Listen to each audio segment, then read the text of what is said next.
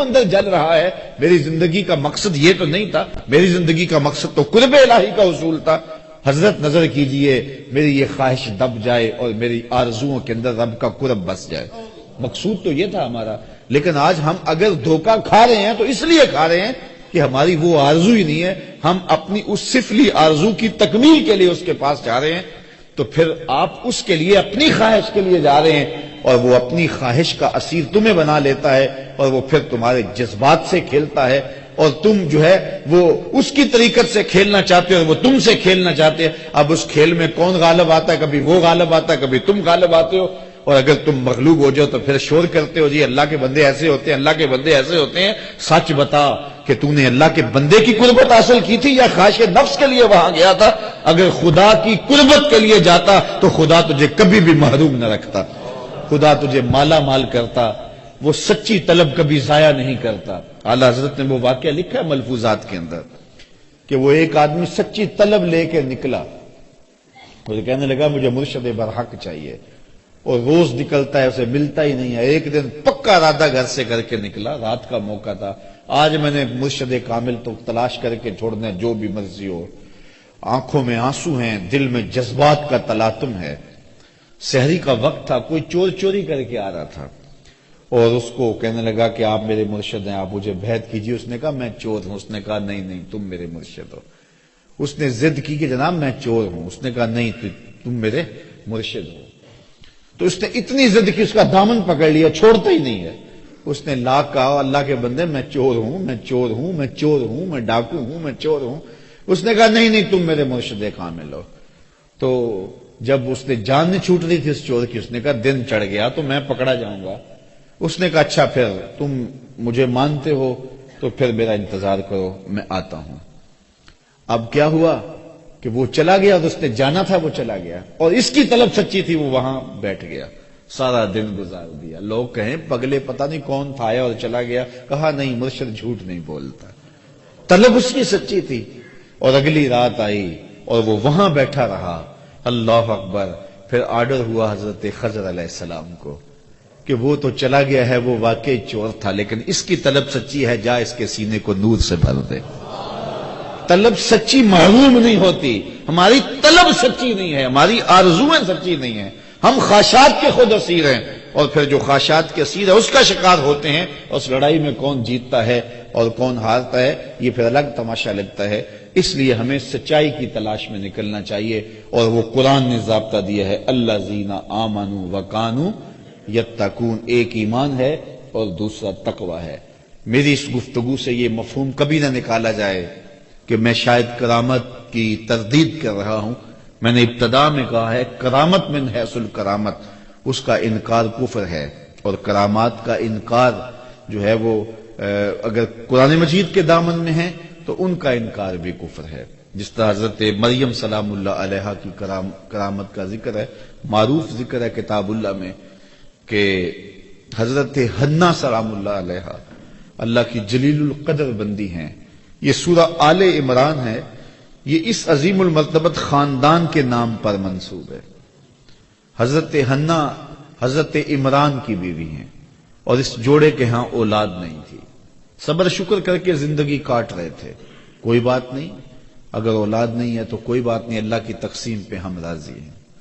ایک دن دوپہر کا وقت تھا, صحن میں چارپائی بچھائے آپ جو ہیں وہ لیٹی تھیں کہ کیا دیکھا کہ گھونسلے میں چڑیا نے بچے نکالے ہوئے, اور کہیں سے چڑیا اڑ کے جا کے دانا اٹھا کے لاتی ہے. بچہ چونچ کھولتا ہے اور اس کی ماں اس کی چونچ میں دانا ڈالتی ہے.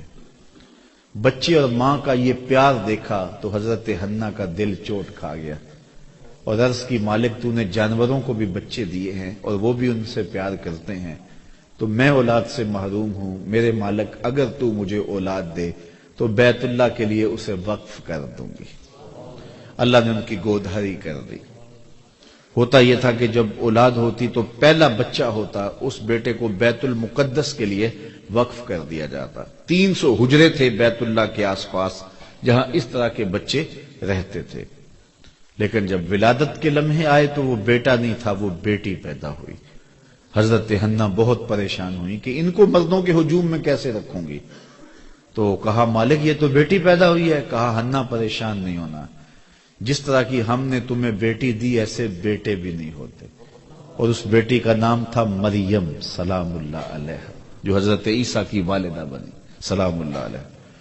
تو حضرت مریم کی ولادت ہوئی. جب منت پوری کرنے کا وقت آیا، انہوں نے شعور کی زندگی میں قدم رکھا تو اپنی منت یاد آئی، تو پھر دوبارہ پریشانی جاگ پڑی کہ اب مردوں کے ہجوم میں اس خاتون کو کیسے رکھا جائے. تو یہ طے پایا کہ کوئی بوڑھا بزرگ آدمی اس کی کفالت اپنے ذمے لے لے اور اس کی ضروریات کا وہاں خیال رکھے. اور جب یہ طے پایا تو بہت سارے لوگ اس عالی مرتبت خاندان کی صاحبزادی کو اپنی کفالت میں لینے کے لیے بے چین ہو گئے، حتیٰ کہ لوگوں کا جب زیادہ تقاضا ہوا تو قرعہ ڈالا گیا، اقلام ڈالی گئی. قرعہ فال نکلا حضرت زکریا علیہ السلام کے نام. یہ قرآن ہمیں ساری کہانی بتاتا ہے. سورہ آل عمران میں حضرت زکریا 120 سال کی عمر میں تھے اور ان کی زوجہ تھی 99 سال کی عمر میں، اور یہ جوڑا بھی اولاد سے محروم تھا. پیغمبر تھے حضرت زکریا علیہ السلام اور سکے خالو لگتے تھے حضرت مریم سلام اللہ علیہ. تو ان کے نام قرعہ نکلا. تو حضرت مریم کو انہوں نے بیت المقدس کے آس پاس ایک متعینہ حجرے کے اندر ٹھہرا دیا، مصلی بچھا دیا اور ضرورت کی چیزیں انہیں باہم پہنچانے لگے. حضرت مریم دن کو روزہ رکھتی اور رات کو عبادت میں بسر کر دیتی. حضرت زکریا ان کا خیال رکھتے، ضروریات کو پورا کرتے. جب کہیں جانا ہوتا تو حجرے کا دروازہ باہر سے بند کر دیتے، تالا لگاتے اور چلے جاتے. ایک دفعہ تالا لگا کے کہیں گئے تھے، واپس آتے ہوئے دیر ہو گئی اور افطار کی گھڑیاں آ گئیں. سارا دن روزے سے تھی حضرت مریم. تو حضرت زکریا وقت پہ پہنچ نہ پائے. دل میں بڑی تشویش تھی کہ بیٹی نے روزہ کھولنا ہے اور میں پہنچ نہیں پایا اور افطاری نہیں دے سکا. خیر جلدی جلدی گئے، جا کے دروازہ کھولا، وجد عندها رزقا. دروازہ کھولا تو کیا دیکھا، وہاں بے موسم پھل پڑے ہوئے. تو حضرت زکریا بڑے پریشان ہو گئے کہ اندر سے کوئی باہر نہیں آ سکتا، باہر سے کوئی اندر نہیں جا سکتا، تالا لگا ہے، دروازہ مقفل ہے، اور پھر پھل اور وہ بھی بے موسم. قال یا مریم ان لک ھذا، اے مریم یہ پھل کہاں سے آئے؟ حیرت سے کہا. تو حضرت مریم نے جواب دیا کہ یہ میرے رب نے مجھے عطا کیے اور وہ جس کو چاہتا ہے بغیر حساب کے عطا کرتا. اب حضرت زکریا علیہ السلام کا میں نے بتایا 120 سال عمر تھی اور ان کی زوجہ کی عمر 99 سال تھی اور یہ جوڑا بھی اولاد سے محروم تھا. اب بے موسم پھل جب حجرہ مریم میں اترتے ہوئے دیکھے تو حضرت زکریا کا دل بھی چوٹ کھا گیا. ہنالک دعا زکریا ربہ، حضرت زکریا نے وہیں کھڑے ہو کے دعا مانگنا شروع کر دی. مالک جب تو اپنی بندی کو بے موسم پھل دے سکتا ہے تو مجھے بے موسمی اولاد نہیں دے سکتا؟ میرے شجر عمر پر بھی اولاد آنے کا موسم بیت گیا ہے، لیکن یہاں بے موسم پھل تو نے دیے ہیں تو مجھے بھی اولاد کا پھل بے موسمہ تو عطا کرنے پہ قادر ہے. وہیں کھڑے ہو کے حضرت سیدنا زکریا دعا مانگنے لگے. پھر کیا ہوا، ان کی دعا رد کر دی گئی. کس عمر میں دعا مانگ رہے ہو، کہاں مانگ رہے ہو؟ بیت اللہ سامنے ہے، صخرہ کے پاس کیوں نہیں جاتے؟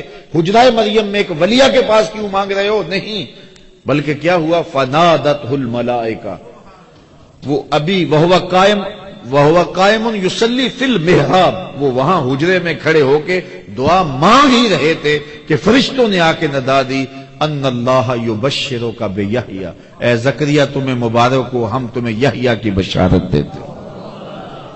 تو بے موسم پھلوں کا آنا یہ کرامت ہے اللہ کی ولیہ حضرت مریم سلام اللہ علیہا کی.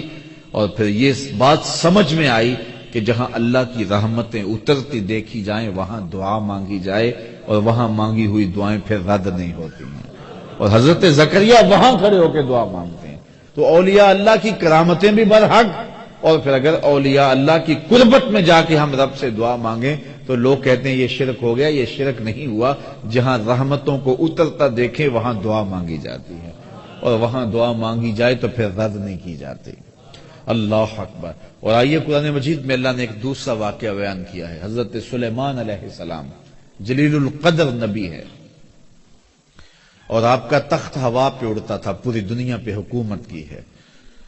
آپ کے درباری پرندوں میں سے ایک پرندے کا نام ہدہد تھا، اور وہ مختلف جگہوں کی خبریں لا کے آپ کو دیا کرتا تھا۔ قاصد پرندہ تھا آپ کا۔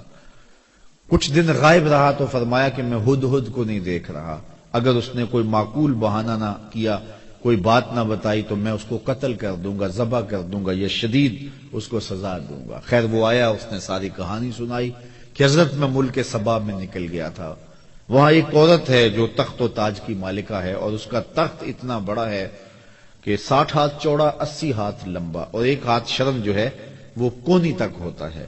تو کہا اتنا لمبا چوڑا اس کا تخت ہے جو موتیوں سے مرصع ہے اور قیمتی دھاتوں سے بنا ہوا ہے، 7 حصاروں میں ہے، 7 جو ہے وہ دیواریں ہیں اس کے گرد، وہاں اس کی کچہری لگتی ہے، اور وہ لوگ سورج کو پوجتے ہیں۔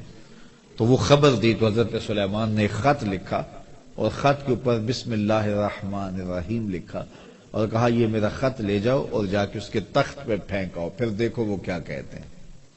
وہ ہدہد حضرت سلیمان کا دیا ہوا خط لے کے ملک سبا میں پہنچتا ہے، جو وہاں سے 1 مہینے کی مسافت پر تھا، اور وہاں جا کے اس نے وہ کاغذ کا ٹکڑا جس کے اوپر یہ لکھا ہوا تھا آپ کے خط کی عبارت، وہاں پھینک دیا۔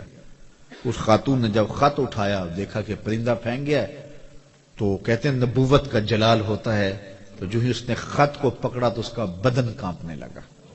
خیر اس نے صنادید اپنی قوم کے سردار بلائے، اور وہ کہتے ہیں 12,000 سردار تھے، ان کو بلا کے کہا کہ میرے پاس ایک معزز خط آیا ہے، اور اس میں یہ لکھا ہے کہ فرما بردار بن کے میرے پاس آؤ، اب بتاؤ کیا کرنا ہے۔ قوم نے کہا، جو سردار تھے قوم کے، اس میں آیان سلطنت بھی تھے، وزراء بھی تھے، اس میں فوجی زعماء بھی تھے، عسکری قوتوں کے سربراہ بھی تھے، سارے لوگ تھے، سیاسی عمائدین بھی تھے، سارے لوگ تھے۔ انہوں نے کہا کہ فوجی ہماری تیار ہیں، اسلحہ ہمارے پاس موجود ہے، قوم متحد ہے، مورال بڑا بلند ہے، کوئی ٹینشن نہیں ہے، اگر وہ حملہ کرتے ہیں تو ہم مقابلہ کریں گے، باقی رائے آپ کی ہے، جو آپ فیصلہ کریں ہم اس فیصلہ کے مطابق جو ہے وہ کریں گے۔ تو اس نے کہا کہ جب بادشاہ کسی ملک پہ حملہ کرتے ہیں تو پھر تاخت و تاراج کر کے رکھ دیتے ہیں، میں نہیں چاہتی کہ لڑائی کی نوبت آئے، میں ہدیہ بھیجتی ہوں، پھر دیکھتی ہوں کہ وہ کیا اس کا جواب دیتے ہیں۔ تو اس نے قاصد کو ہدیہ دیا اور حضرت سلیمان کے دربار میں بھیجا۔ وہ ہدیہ کیا تھا؟ مفسرین نے لکھا ہے کہ وہ ایک سونے کی اینٹ تھی، جس کو قیمتی کپڑے میں لپیٹ کر کے، تشتری میں سجا کر کے حضرت سلیمان کی بارگاہ میں پیش کرنے کے لیے قاصد صنعاء سے چلا اور حضرت سلیمان کے دربار تک پہنچا۔ حضرت سلیمان نے نور نبوت سے دیکھ لیا کہ وہ ایک اینٹ لے کر کے سونے کی آ رہا ہے، تو آپ نے اس کے آنے سے قبل اپنے دربار میں حکم نامہ جاری کیا کہ یہ جو دربار کو رستہ آتا ہے، اس رستے میں سونے کی اینٹوں کا فرش لگا دو۔ وہ ایک اینٹ لے کے آ رہا تھا، کہا یہاں سونے کی اینٹوں کا فرش لگا دو۔ اللہ اکبر! وہ اس پہ نازاں تھا۔ حضرت عمر فاروق رضی اللہ تعالیٰ عنہ کے زمانے میں جب ایران فتح ہوا تو ایران کی جو عجوبہ روزگار چیزیں تھیں، ان میں سے ایک چیز جو تھی جس پہ انہیں ناز تھا، جس پہ انہیں فخر تھا، وہ کیا تھا؟ بہار چین۔ ایک قالین تھا اور وہ اتنا قیمتی تھا اور وہ دربار شاہی میں بچھا ہوا تھا، اگر کسی کو اس قالین پہ بیٹھنا مل جاتا تو ساری زندگی ناز کرتا، میں بہار چین پہ بیٹھا ہوں جی۔ اور جب فتح ہوا ایران تو بہار چین بھی جو ہے وہ مال غنیمت میں آیا، تو اب مشورہ ہوا کہ اس بہار چین کو کہاں رکھا جائے۔ تو کسی نے کہا جی مسجد نبوی میں بچھا دیا جائے، ریاض الجنہ میں بچھا دیا جائے، کسی نے کہا کہ نہیں ایسے کیا جائے، کسی نے ایسے کیا جائے۔ حضرت عمر نے کہا میری رائے پوچھتے ہو؟ کہا جی۔ کہا اس کو مسجد کے باہر جہاں جوتیاں اتاری جاتی ہیں وہاں پھیلا دو، جب لوگ آئیں اور یہاں جوتے صاف کریں اور پھر مسجد میں آئیں۔ اور پھر ایسے ہی ہوا۔ وہ بہار چین جس پہ بیٹھنا لوگوں کے لیے باعث فخر تھا، کہا اس کو مسجد سے باہر بچھا دو تاکہ لوگ یہاں جوتے اتاریں تو آگے آئیں۔ اسلام ان چیزوں کو اہمیت نہیں دیتا ہے، تو وہ اینٹ پہ ناز کر رہے تھے، کہا یہاں فرش بچھا دو۔ اللہ اکبر! اور جب وہ وہاں پہنچا تو اس نے دیکھا، اور وہ کیا ہدیہ پیش کرتا، خیر حکم شاہی تھا، وہ ہدیہ لے کر آیا۔ تو حضرت سلیمان نے کہا کہ تم اپنے ہدیے پہ خوش ہوتے ہو، میں تمہارا ہدیہ لینے والا نہیں ہوں، اطاعت کر کے آ جاؤ ورنہ جنگ کے لیے تیار ہو جاؤ۔ جا کے اس نے پھر بتایا جا کے کہ حضرت ہم وہاں گئے ہیں ایک اینٹ لے کر، وہاں تو فرش میں بچھی ہوئی اینٹیں نظر آ رہی، ان کو ہمارے ان ہدیوں کی کوئی ضرورت نہیں ہے، وہ تو انہوں نے قدموں میں ڈال کے رکھی ہیں۔ خواجہ نظام الدین اولیاء کے پاس علاء الدین خلجی آتا تھا، اس کی آرزو تھی کہ میں ان سے ملاقات کروں، آپ ملاقات نہیں کرتے تھے۔ آپ نے فرمایا کہ فقیر کی خانقاہ کے 2 دروازے ہیں، اگر تو ایک دروازے سے آئے گا دوسرے سے باہر نکل جاؤں گا، اور اگر تم نے زیادہ ضد کی طرح شہر چھوڑ جاؤں گا۔ خیر وہ آ ہی گیا تو خادموں نے آپ سے ملنے نہ دیا، پہرے دار کھڑے ہو گئے، تو اس نے سمجھا کہ یہ فقیر مر جائیں گے لیکن اپنی ڈیوٹی سے نہیں ہٹیں گے، تو اس نے کہا اچھا میں استبل حضرت کا دیکھنا چاہتا ہوں، حضرت کی خان کا دیکھنا چاہتا ہوں۔ تو جب استبل میں پہنچا تو جو گھوڑے تھے ان کی زنجیریں سونے کی تھی اور جو میخیں تھیں قلعے تھے وہ چاندی کے تھے، تو بڑا حیرت زدہ ہوا اور اس کو شرارت سوجی۔ اس نے کاغذ کے ٹکڑے پہ لکھا یہ کیا ہوا، فقیروں کے پاس بھی سونا چاندی اور بادشاہوں کے پاس بھی سونا چاندی، اور یہ کاغذ کا ٹکڑا اندر بھیجا۔ حضرت نظام الدین اولیاء نے دیکھا، اس کی پشت پہ لکھ کے دوبارہ بھیجا۔ فرق یہ ہے کہ بادشاہ خزانوں میں سنبھال کے رکھتے ہیں، فقیر گھوڑوں کے قدموں میں ڈال کے رکھتے ہیں۔ تو وہ لپیٹ کے اندر ایک سونے کی اینٹ کو لا رہے تھے اور یہاں راہوں میں اینٹیں بچھی ہوئی تھیں۔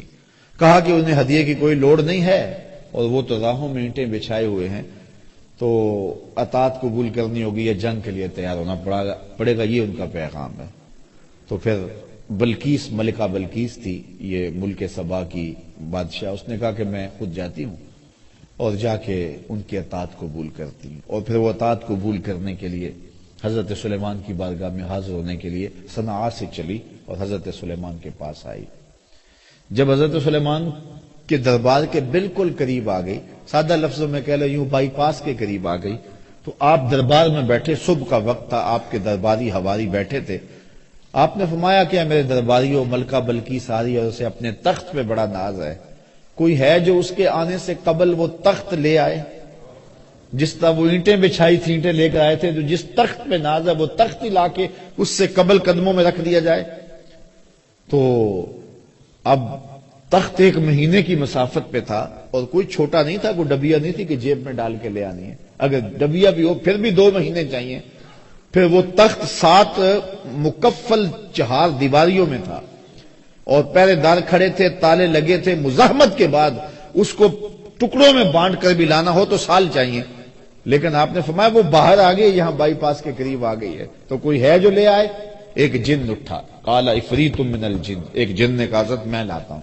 اچھا کتنی دیر تک لاؤ گے؟ کہا مجلس برخاست ہونے تک لے آؤں گا۔ یہ صبح کا وقت تھا اور مجلس برخاست ہوتی تھی چاشت کے بعد، دوپہر کے وقت۔ اس نے کہا میں دوپہر تک لے آؤں گا، بہت بڑی بات تھی۔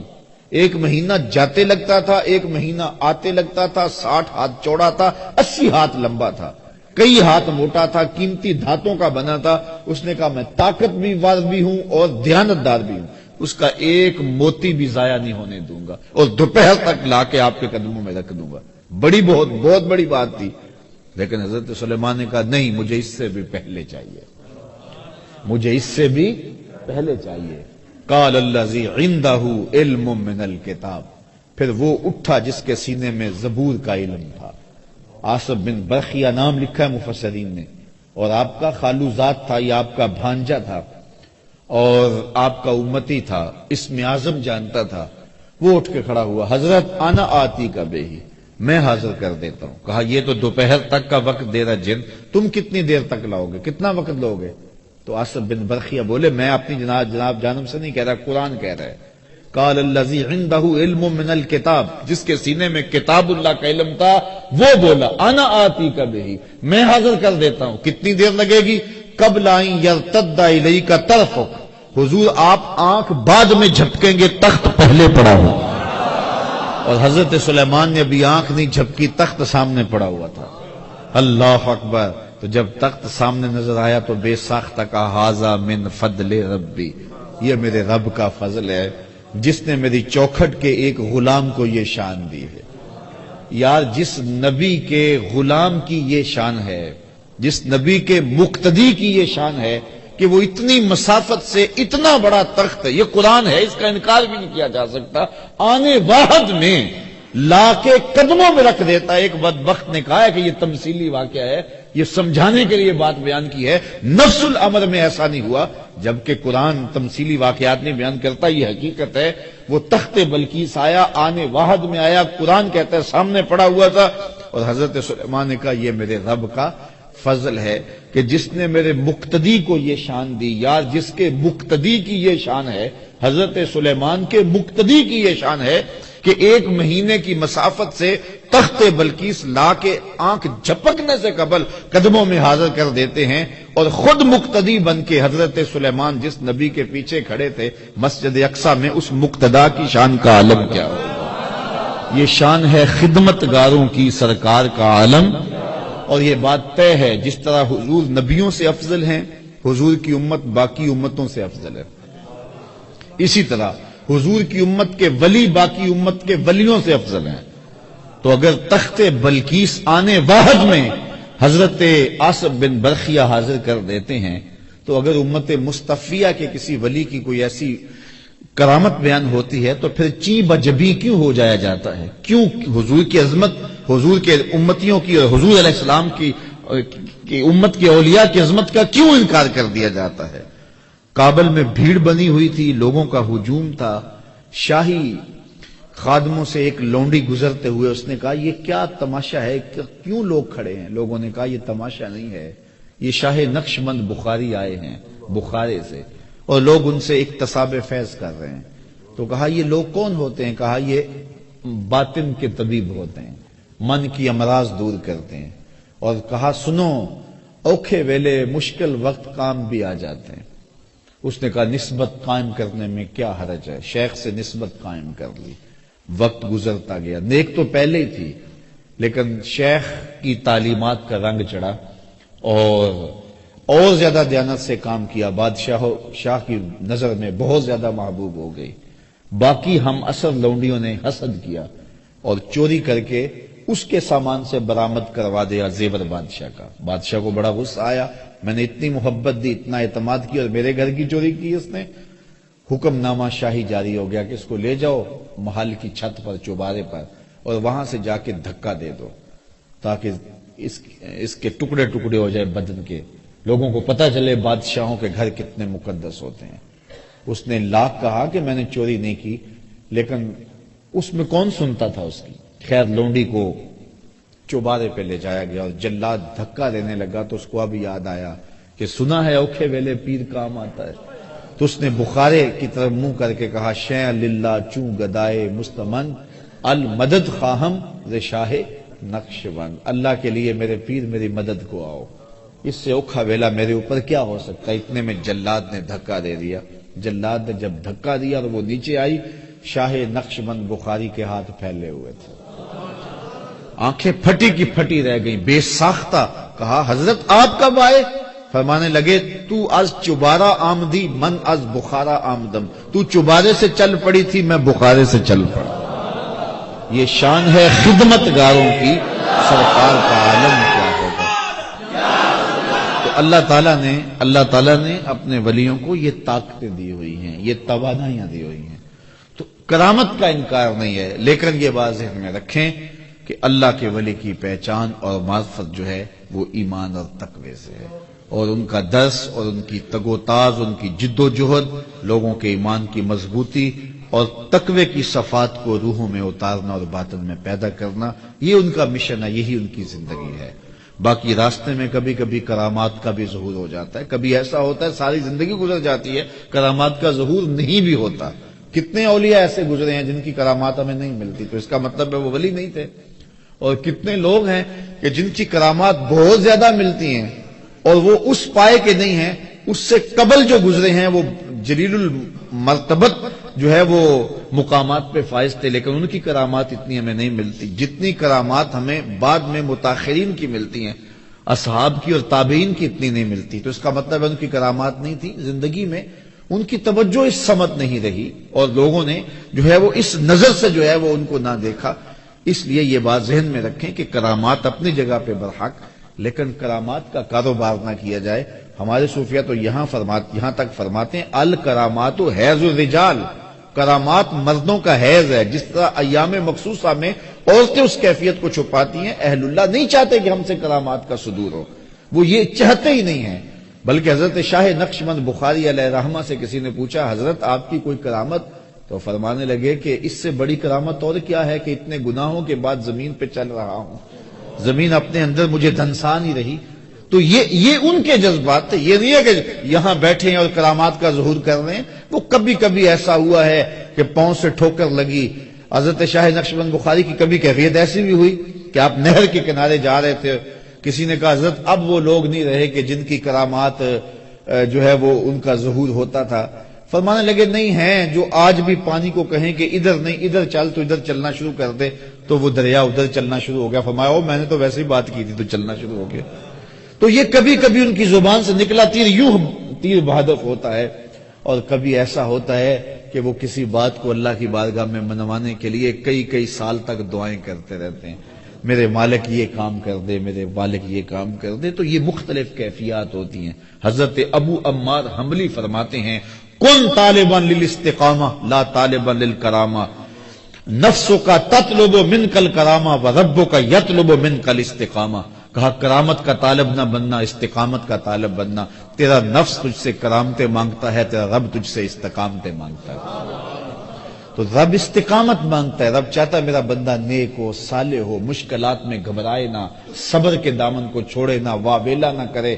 تکلیف آ جائے تو اس کو میرے حضور عرض کرے کہ مالک یہ دور ہو جائے، اگر دور نہیں ہوتی میری آزمائش ہے تو اس پہ صبر کرے، اس پہ حوصلہ رکھے.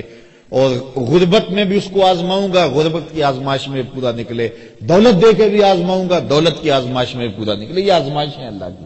کسی کو دولت نہیں دی گئی تو یہ بھی اس کی آزمائش ہے.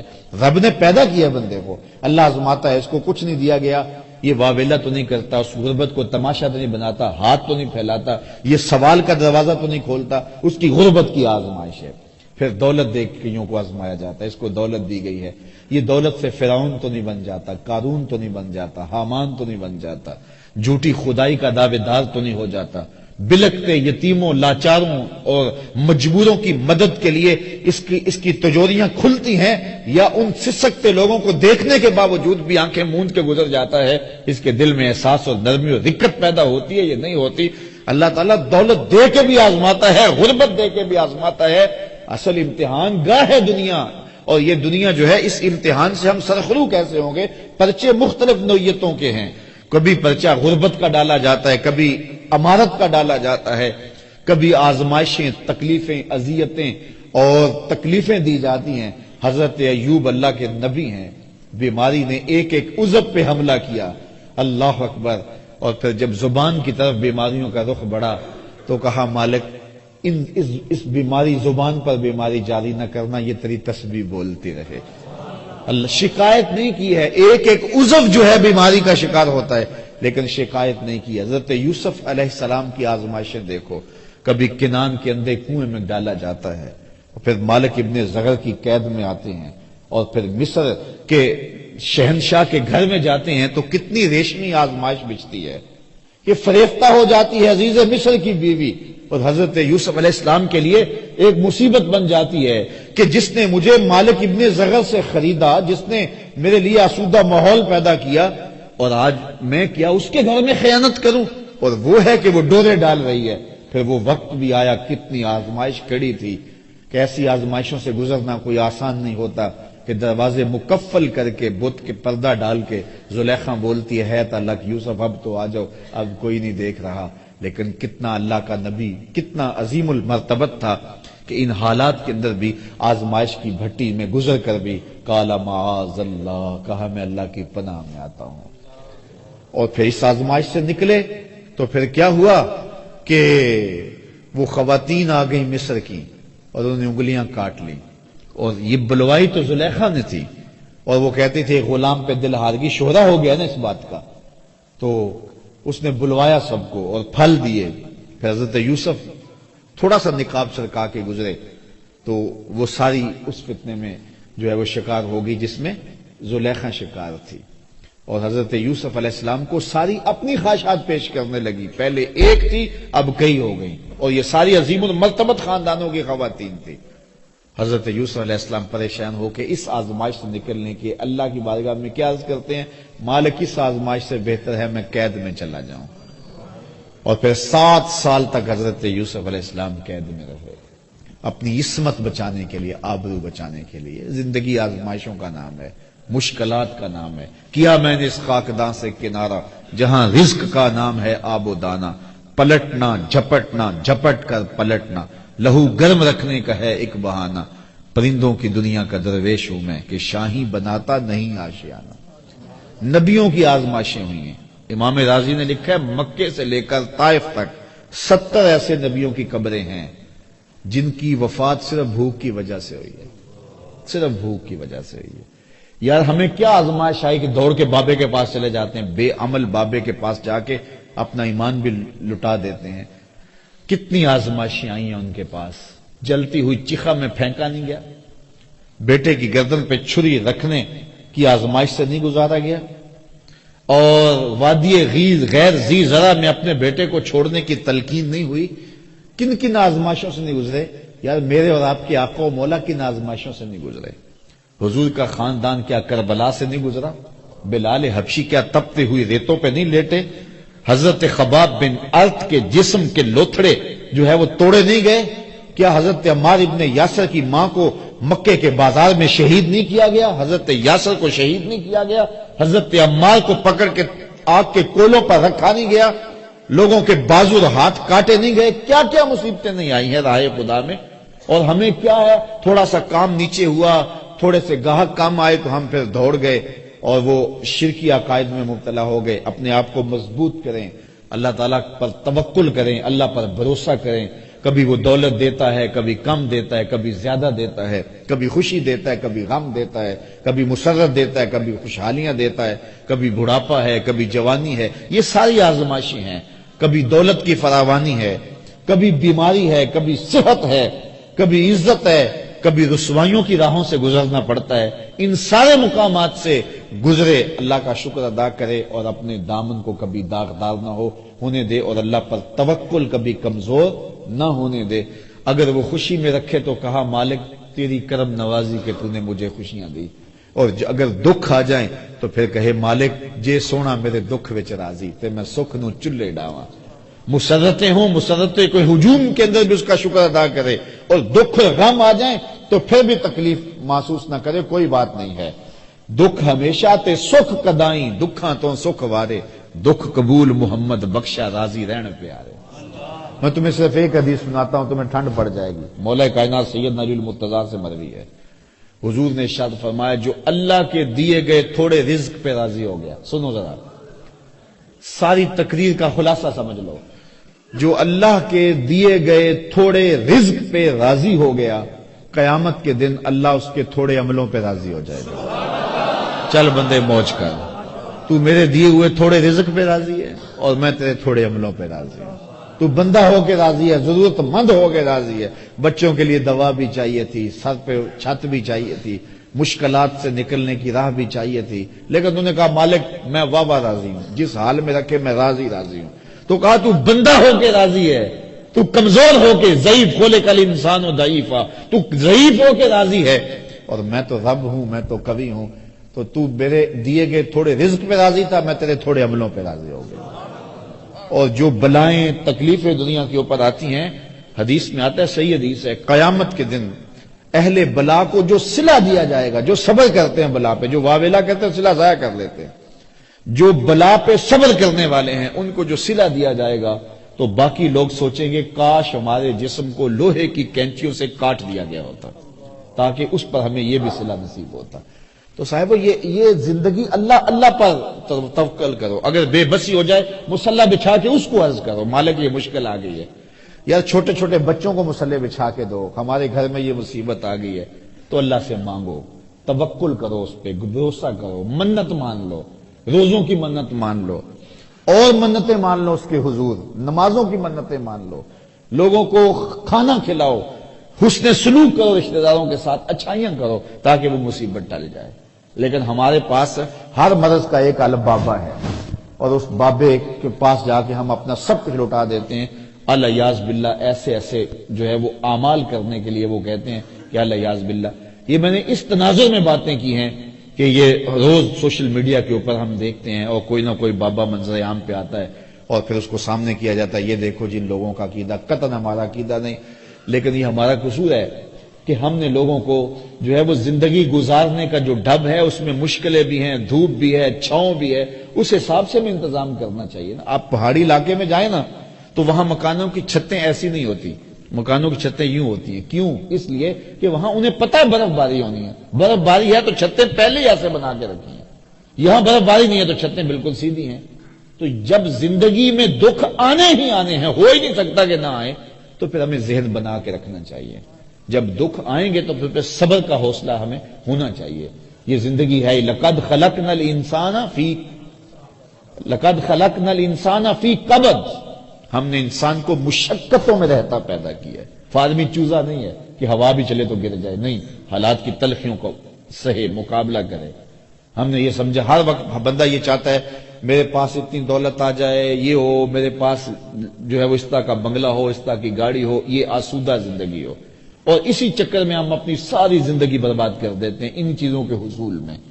مل جائے تو اللہ کا شکر ادا کرو، نہیں ملو تو مالک جس حال میں تو رکھے اس حال میں میں راضی ہوں۔ یہ کام اوکھا بڑا ہے، لیکن کوئی راضی ہو کے تو دیکھے پہ رب کی کرم نوازیوں کے کتنے میہ برستے ہیں۔ تو اپنی زندگیوں کو مالک کی دہلیز پہ رکھیں، مالک کی چوکھٹ پہ رکھیں، دکھ آئے سکھ آئے، ہم دھوپ میں ہوں پھر بھی اللہ کے ہوں، چھاؤں میں ہوں پھر بھی اللہ کے ہوں، برستی بارش ہوں پھر بھی اسی کے ہوں۔ یہ نہیں ہے کہ کوئی تھوڑی سی تکلیف آئی تو بھاگ کے کسی اور چھپر تلے چلے گئے، نہیں، مالک ہم تیرے ہی ہیں، بھوک دے گا پھر بھی تیرے ہی ہیں، پیاس دے گا پھر بھی تیرے ہیں، کربلائیں آئیں گی پھر بھی تیرے ہیں، مشکلیں آئیں گی پھر بھی تیرے ہیں، پاؤں میں زنجیریں ہوں گی، ہاتھوں میں ہتھ کڑیاں ہوں گی، گھسیٹا جائے گا، نعرے تیرے نام کے ہی ماریں گے۔ بلال حبشی کو جب مارا جا رہا ہے وہ آگے سے مسکرا رہے تھے، کسی نے کہا بلال یہ عجیب تماشا ہے، تمہارا آقا تمہیں مارتا، تم آگے سے جو ہے وہ روتے نہیں ہو، ہنستے ہو۔ تو بلال مسکرا کے فرمانے لگے تم بازار میں جاؤ نا مٹی کا پیالہ خریدنے، تو اس کو بھی ٹھونک بجا کے دیکھتے ہو کہیں کچا تو نہیں، اس کی آواز تو ٹھیک ہے۔ کہا میرا مالک بلال کو دیکھ رہا ہے، کہیں کچا تو نہیں، اس کی آواز تو ٹھیک ہے۔ میں کہتا ہوں مالک خرید لے بلال کو، کھال ادڑ بھی جائے گی، حق کی آواز ختم نہیں ہوگی۔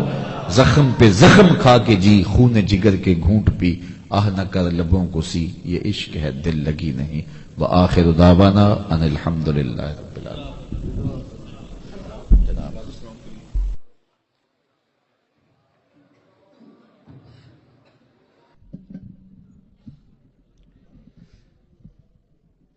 صبا در مصطفیٰ تے جا کے کمی درود و سلام میرا، صبا در مصطفیٰ تے جا کے کمی درود و سلام میرا، نبی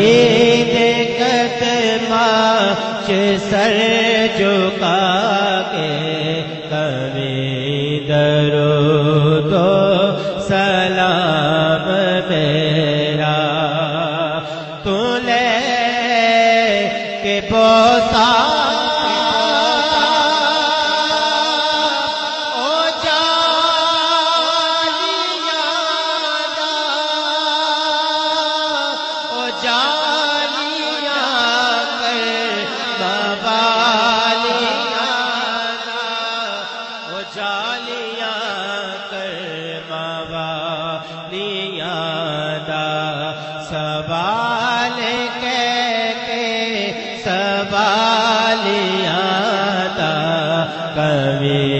درود و سلام میرا، صبا در مصطفیٰ تے جا کے کبھی درود و سلام میرا، دست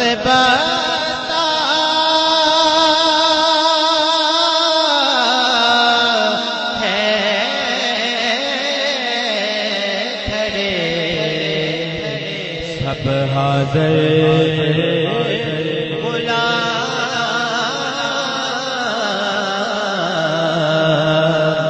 پیش کرتے بلا